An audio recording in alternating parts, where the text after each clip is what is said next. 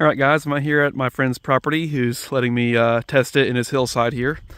And this is the semi-automatic rewelded DP28. I put a AK trigger group down here below the bottom receiver. I'll fill all this in after I know it works.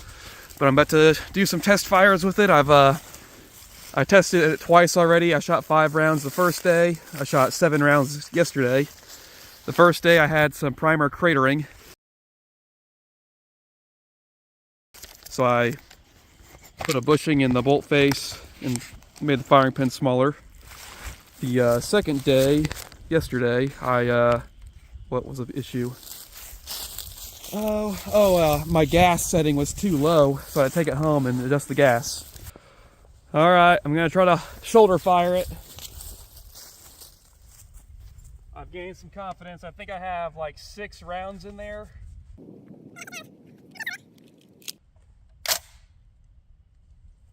Okay.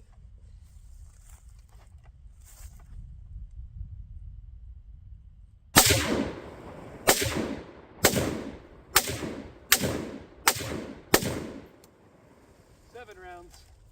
She works. Heck yeah.